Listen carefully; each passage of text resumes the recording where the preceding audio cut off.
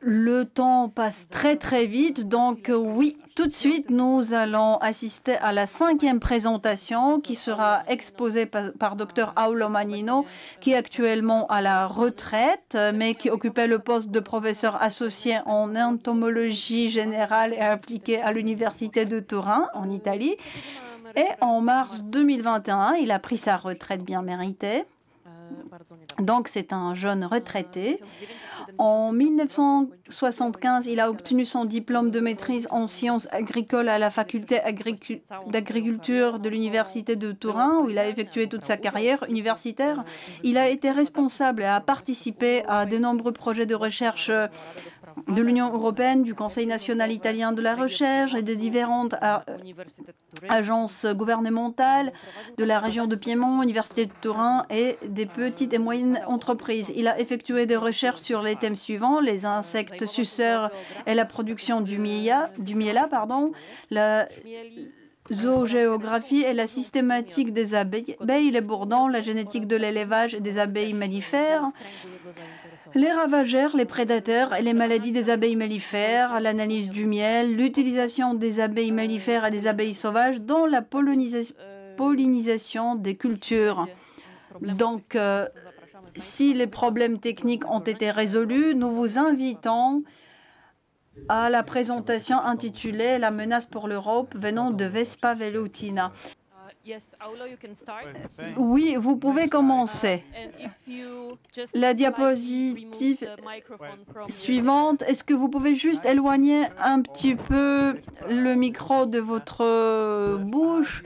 Oui, ici, vous voyez une très très belle photo du frelon asiatique Vespa velutina à pattes jaunes.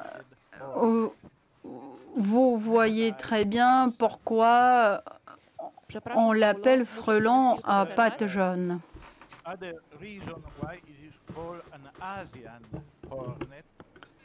Ici, on voit la raison pour laquelle on l'appelle frelon asiatique. C'est puisqu'il est originaire de l'Asie du Sud. Là-bas, on y trouve de nombreuses sous-espèces.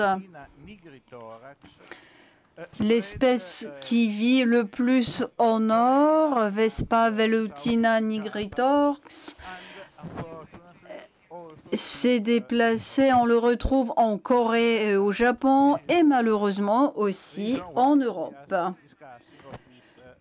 Ici, vous voyez des raisons pour lesquelles nous parlons aujourd'hui de cette espèce envahissante. Cette espèce est différente de Vespa cabra, qui est le frelon européen. Cette espèce est déjà présente en Europe. On l'appelle nigrithorax, puisque son abdomen est entièrement noir. Pardon, pas l'abdomen, mais le thorax.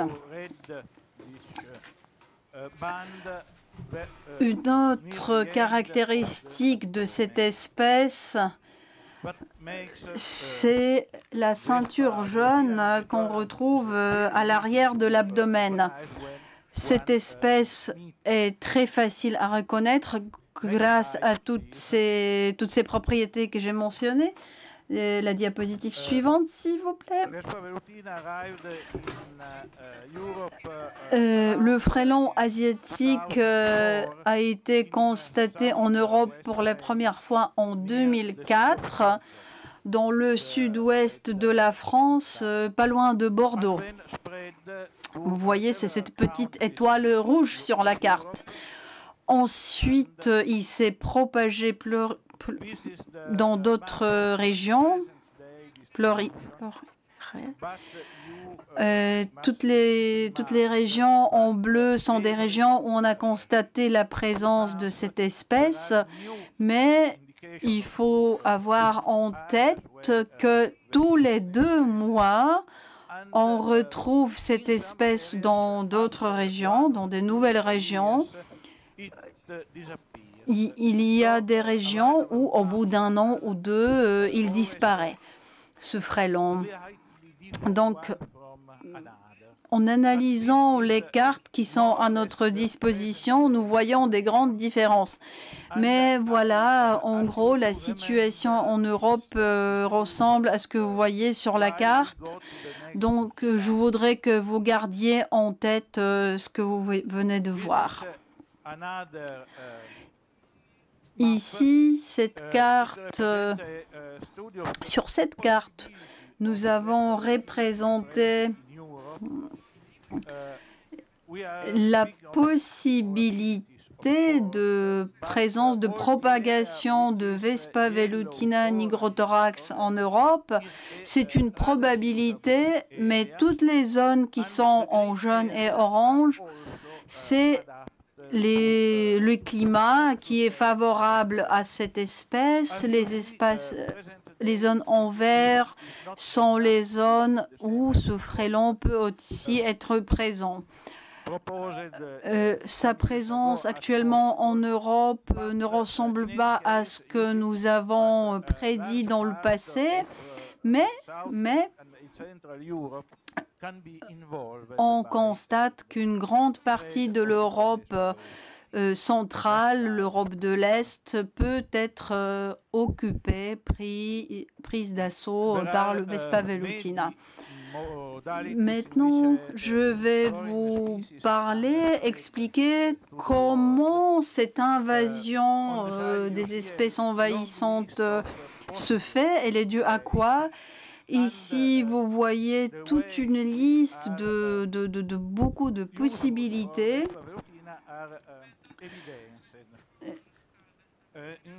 Les méthodes ou les façons dont Vespa velutina utilise pour se propager sont les suivantes. Tout d'abord, c'est grâce au transport. Et ce qui est très important, c'est comment les mères fécondées se propagent au printemps. Quand on rencontre un mâle ou une ouvrière, c'est pas un problème, c'est les reines fécondées qui sont problématiques et c'est elles qui sont responsables de la prolifération de cette espèce en Europe.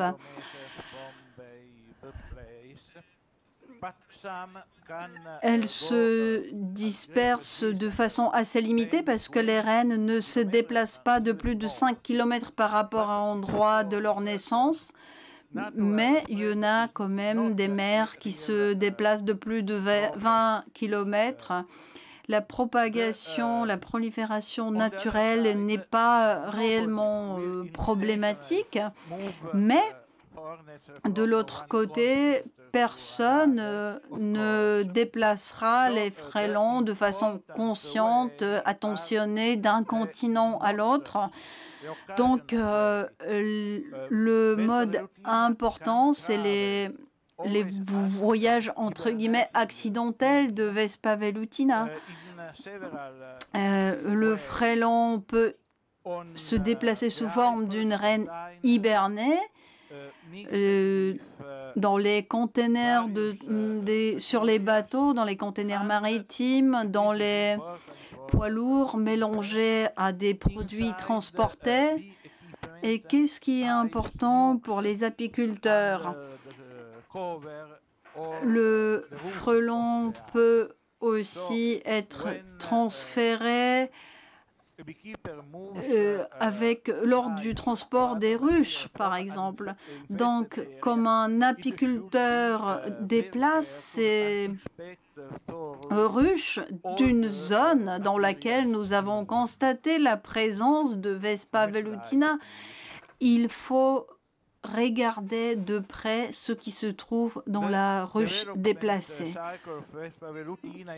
En ce qui concerne le cycle de développement de Vespa velutina, il est identique à celui des autres espèces de ce genre. L'hiver la reine est hibernée. Au printemps, elle crée un nid, elle pond les premiers œufs desquels sortent les ouvrières et les nids se développent pendant toute la période estivale jusqu'à l'automne.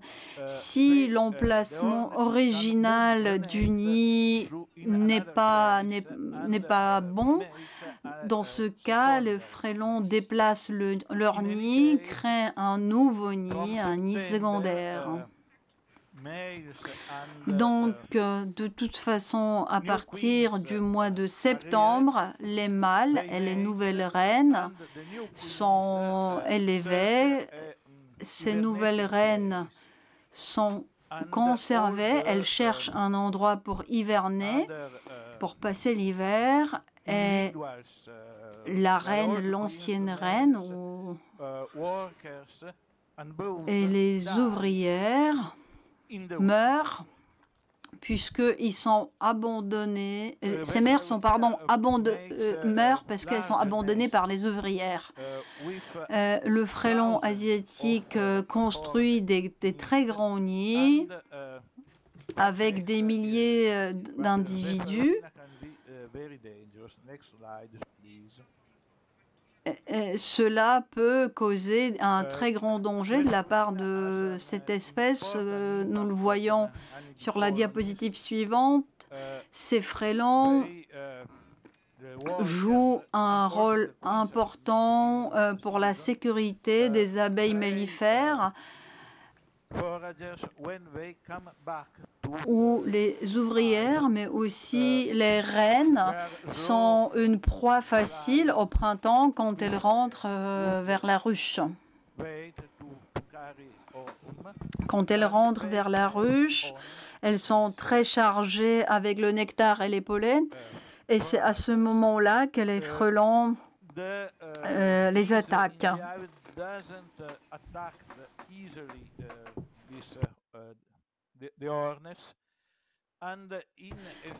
Les abeilles de la ruche ne sont pas attaquées.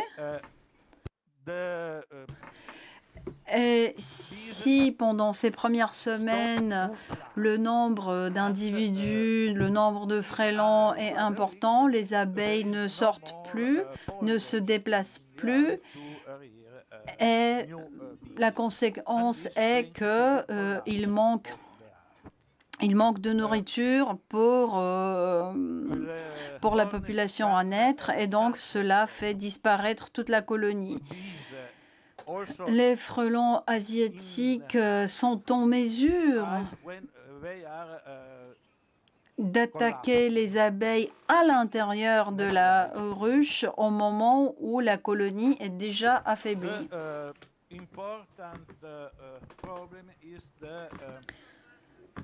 C'est un problème important, mais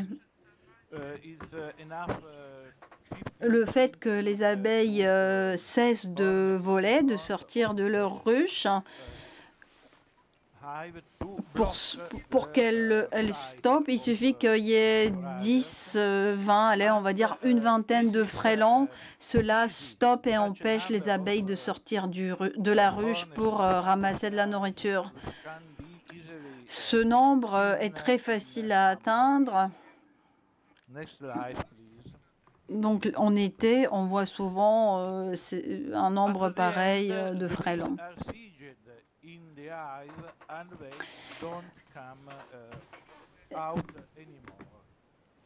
Les abeilles donc ne sortent plus de leur ruche. Ici, sur cette photo-là, vous voyez 93 frelons devant une ruche. Donc les abeilles restent à l'intérieur de la ruche.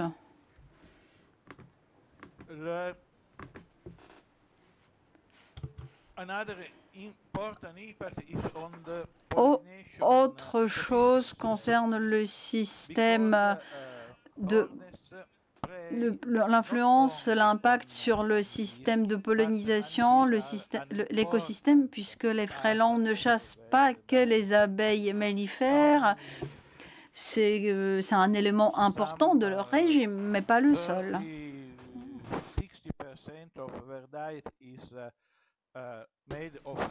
Mais 30 à 60% de leur régime est composé d'abeilles mellifères. Tout dépend du système, de l'écosystème dans lequel ces frelons vivent. Quand dans l'environnement il y a d'autres insectes, les frelons vont les chasser et se nourrir de ces insectes aussi. Et cela ne reste pas sans impact sur la pollinisation, puisque la pollinisation diminue de façon considérable.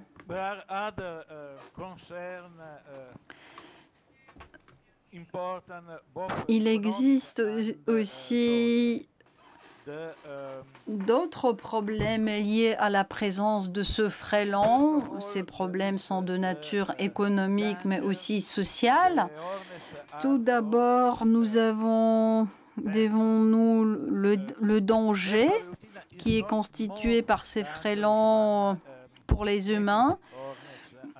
Il faut savoir que le Vespa velutina n'est pas un frelon plus dangereux que les frelons locaux ou d'autres insectes à venin. Mais il est arrivé que les piqûres de Vespa velutina ont causé des grands dangers pour les victimes. Le Vespa velutina agit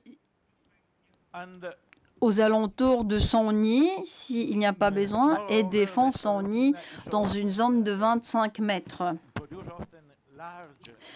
De plus, le frelon construit des nids énormes, vraiment grands, surtout quand on compare leur taille à la taille des nids des frelons européens. C'est aussi un danger parce que des nids comme ça causent beaucoup de frayeur parmi les humains.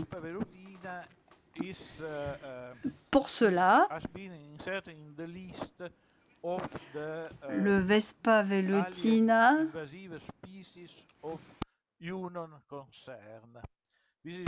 est une espèce envahissante.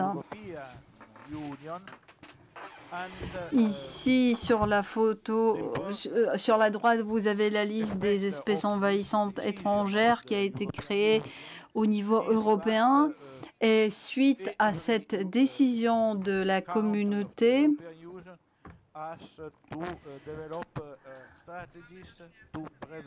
nous avons pris des décisions qui permettraient de limiter la propagation de cette espèce exotique envahissante, et toute présence de Vespa velutina dans un pays membre devra être signalée. Mais si le frelon asiatique est déjà présent dans un pays donné, donc ce pays est tenu d'élaborer un plan de contrôle de cette espèce. De plus, il faut prévenir et ne pas permettre que Vespa velutina se répande dans les pays voisins.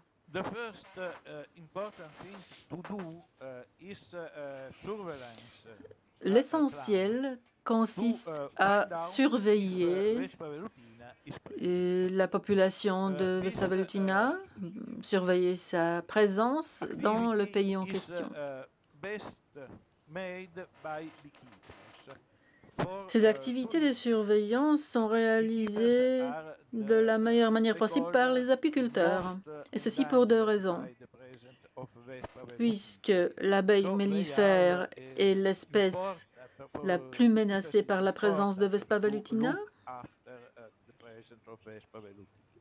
pour cela, les apiculteurs tiennent à détecter la présence éventuelle de ce frelon. Et de plus, ce frelon asiatique s'attaque très souvent aux ruchers. Les apiculteurs peuvent donc plus facilement que d'autres personnes détecter la présence de ce frelon près des ruches. Une autre approche est une approche de la science citoyenne, des sciences participatives, où des personnes peuvent s'engager à détecter la présence de ce frelon. Des personnes qui ne sont pas apiculteurs ni scientifiques professionnels. Les apiculteurs peuvent surveiller la présence de ce frelon en créant des réseaux visant à détecter la présence du frelon. Comme les apiculteurs sont très nombreux en Europe, et la plupart d'eux sont membres des associations d'apiculteurs, des clubs d'apiculteurs, c'est pourquoi les associations peuvent les aider à surveiller la présence, à détecter la présence de ce frelon asiatique. Les apiculteurs peuvent aussi détecter les reines de ce frelon au printemps près de leur rucher et lorsqu'ils aperçoivent les ouvrières du frelon en été et en automne, lorsque celles-ci chassent les abeilles mellifères, on peut également, depuis août, observer des reines qui ont émergé fraîchement, ainsi que les mâles. Apart the visual observations for monitoring purpose can be used traps and baits. Après, ou plutôt en outre de la surveillance, de l'observation, nous pouvons poser des pièges, construire des pièges ou des appâts. Il y a des pièges qui sont disponibles à la vente. Nous pouvons également en construire nous-mêmes. Ce n'est pas difficile. Vous pouvez trouver en ligne de nombreuses notices d'utilisation, ou plutôt des petits manuels qui conseillent comment construire un piège à frelons. Concernant les appâts, il y en a deux types. Le premier type d'appât sont basés sur une solution sucrée. Comme le sucre attire les frelons, mais il n'attire pas l'abeille mellifère. Un autre appât consiste à des protéines. Ces appâts protéinés sont plus efficaces en été. Les appâts basés sur le sucre sont plus efficaces au printemps et en automne. Si donc nous souhaitons surveiller la présence des frelons pendant toutes les saisons de l'année, il faut que nous changions le type d'appât en fonction de la saison.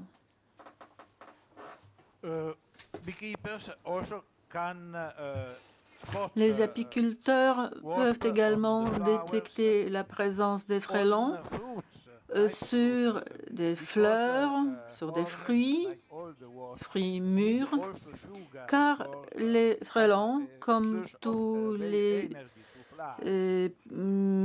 individus de la famille des guêpes, ont besoin du miel, de sucre. Les apiculteurs peuvent également détecter, observer des nids de frelons. La plupart des frelons construisent leurs nids dans les hauts-pieds des arbres, mais on peut trouver pratiquement des nids de frelons pratiquement partout. Un frelon... Le frelon peut construire ses nids sur des immeubles ou dans d'autres endroits. Des nids de frelons, parfois, se trouvent sous la terre, dans des creux, dans des niches. Mais la plupart de leurs nids sont quand même construits sur des arbres et près des points d'eau.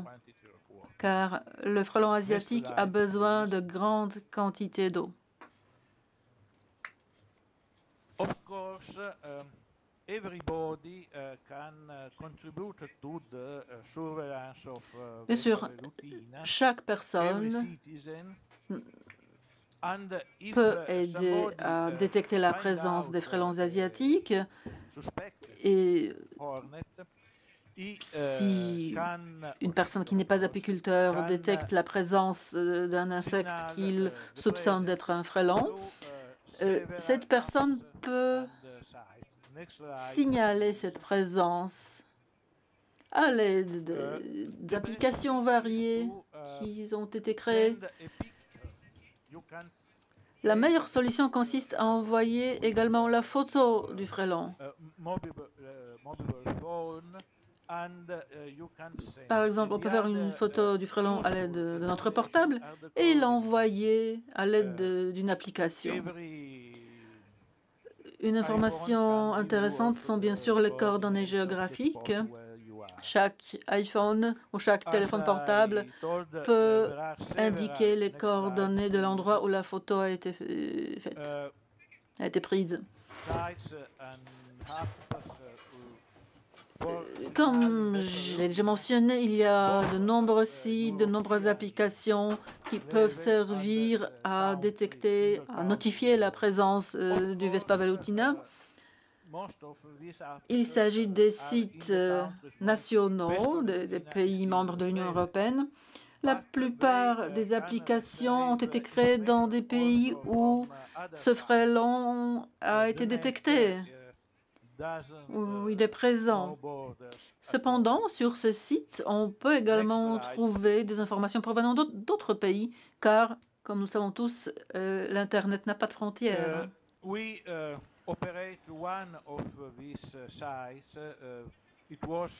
Nous aussi, nous gérons l'un de ces sites.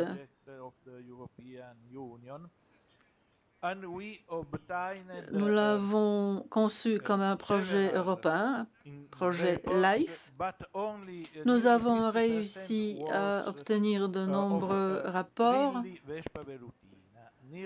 mais 50% de ces notifications, ou plutôt 85% de ces notifications concernaient d'autres espèces.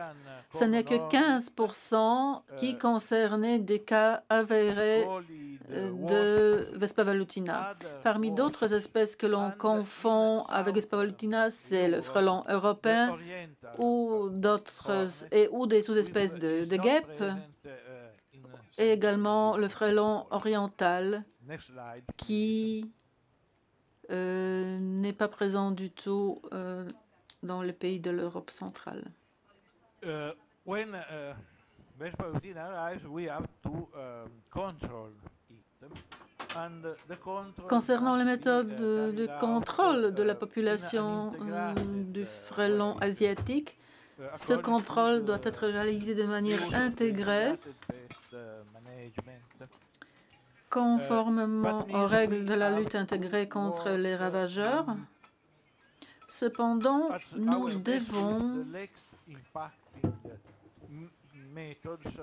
faire tout notre possible pour utiliser des méthodes qui ne sont pas nocives, qui n'influencent pas l'environnement, qui n'impactent pas l'environnement. Nous pouvons ensuite utiliser d'autres stratégies qui impactent l'environnement et ce n'est qu'à la fin que nous pouvons utiliser des méthodes chimiques. Le plus souvent, en pratique, ce qu'on fait, c'est l'inverse. C'est-à-dire, dès que l'on voit un insecte que l'on considère être un prédateur, la première méthode consiste à vouloir l'empoisonner.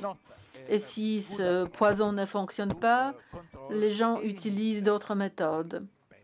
Ce n'est pas une approche correcte, adéquate. Et cette approche ne concerne pas uniquement le frelon asiatique. Si nous utilisons des produits chimiques, ils se retrouvent ensuite dans l'environnement. Il serait donc le mieux de ne pas utiliser des produits chimiques et, si nous les utilisons, utiliser les quantités les plus petites possibles.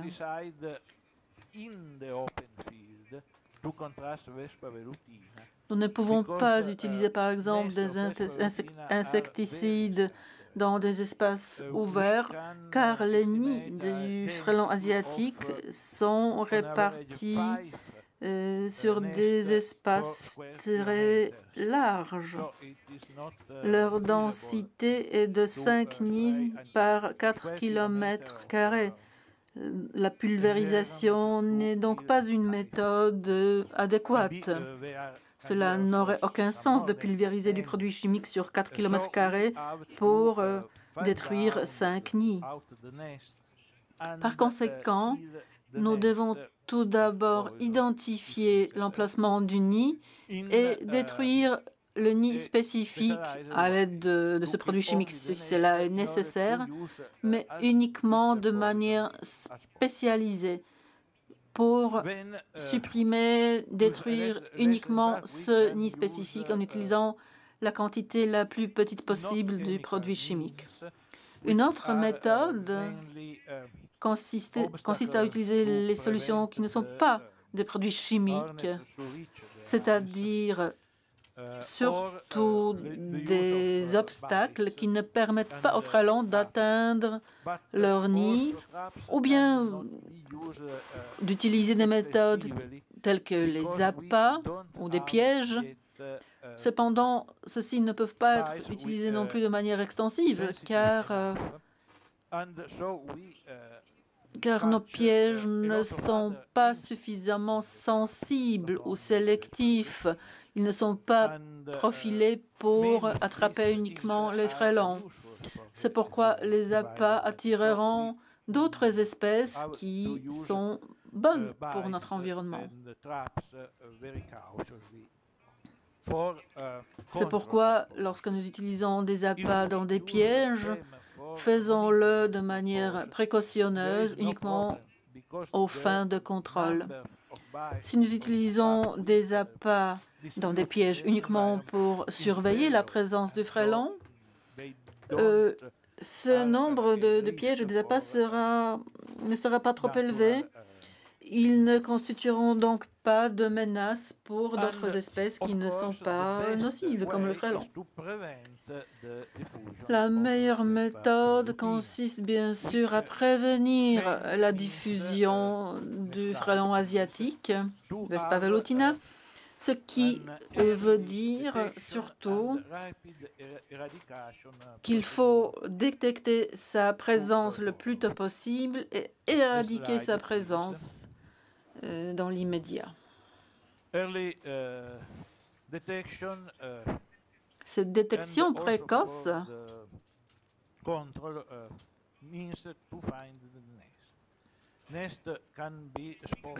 ainsi que l'identification des emplacements des nids du frelon consiste à des méthodes spécifiques. On peut soit détecter leur présence visuellement, directement, ou bien utiliser des moyens techniques.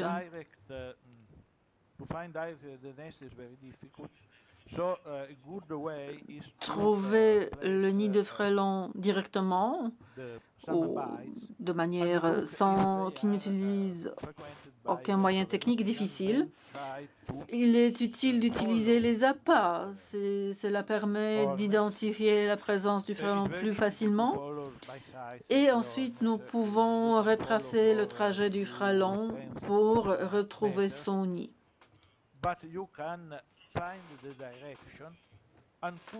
Il est également difficile de suivre le frelon lorsqu'il s'achemine vers son nid, mais pas à pas, on peut retrouver le nid en suivant ce trajet du frelon.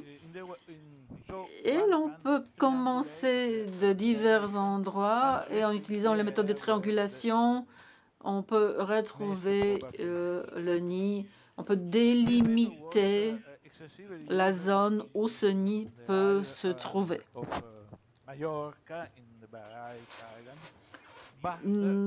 Ici, nous voyons une carte des îles Baléares, de l'île de Majorque.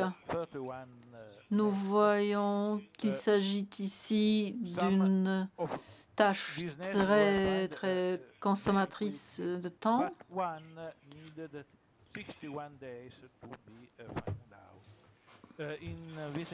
Certains décennies ont été détectés après 60 jours de recherche.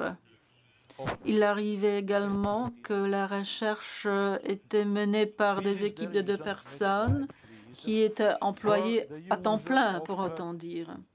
La diapositive suivante nous montre une situation où des équipements techniques sont utilisés pour détecter les nids. On peut utiliser par exemple un radar harmonique, détecter ainsi la présence du frelon. 2 prototypes de ces radars ont été conçus à l'université de Turin. Et il faut dire que ces radars fonctionnent plutôt bien. On peut contrôler le radar à l'aide d'un ordinateur portable.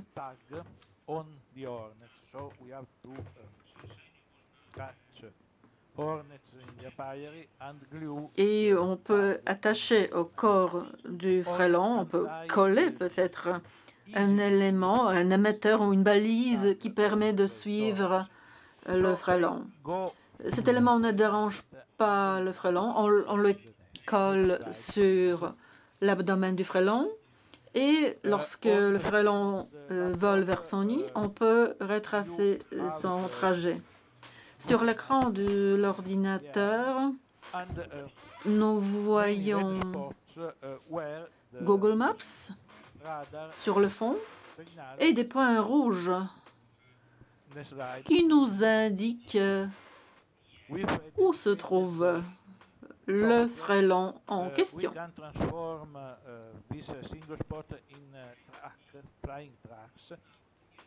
Nous pouvons également transformer ces points ou les transférer en des trajets, en des itinéraires qui nous permettront de retrouver plus facilement le nid du frelon. Il est difficile de trouver visuellement, de les repérer, ces nids. Sur la photo précédente, vous avez vu un nid placé au sommet d'un pin. Une autre méthode, c'est d'utiliser des ondes radio. Il faut placer sur le frelon un émetteur radio et en suivant les signaux envoyés par ce capteur, on peut retrouver le nid. Cela est possible uniquement sur des individus forts parce que ces capteurs, ces émetteurs sont très lourds, bien sûr relativement, parce que ces insectes sont grands, mais quand même pas si grands que ça. Donc il faut être très prudent en utilisant cette méthode-là et sélectionner uniquement les gros et frelons et forts. Une autre méthode, c'est l'utilisation des caméras thermiques pour retrouver les nids de frelons, des noctoviseurs. Ici, nous voyons des images tournées, on va dire, puisqu'on utilise les caméras tournées la nuit. Mais bien sûr, il y a d'autres organismes qui vivent. Mais les frelons, leur corps émane de la chaleur ainsi que les nids. Donc, il est assez facile de les retrouver la nuit.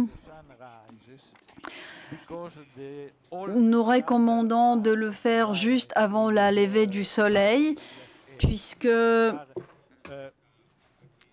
d'autres éléments de l'environnement tels que les arbres, les arbustes, tous ces éléments-là ont déjà perdu de la chaleur durant la nuit, donc les nids de frelons sont faciles à repérer sur les images prises par ces caméras thermiques. Bien sûr, l'après-midi ou très tôt dans la soirée, cela est beaucoup plus difficile.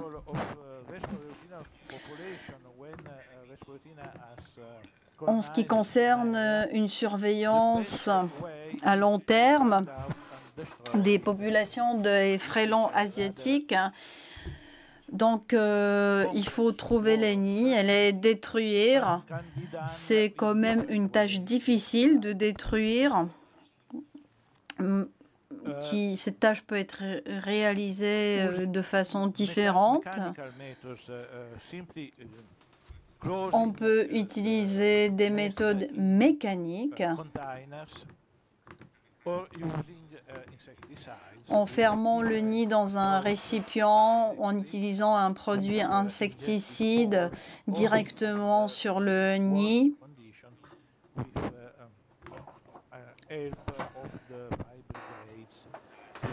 ou à distance en utilisant des nacelles, par exemple, en faisant bien sûr appel à des sapeurs-pompiers.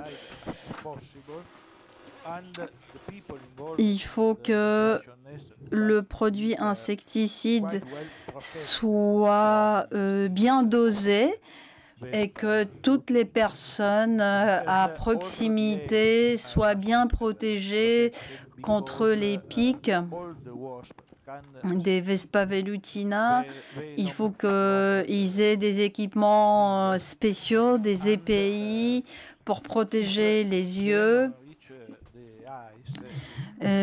Les frelons peuvent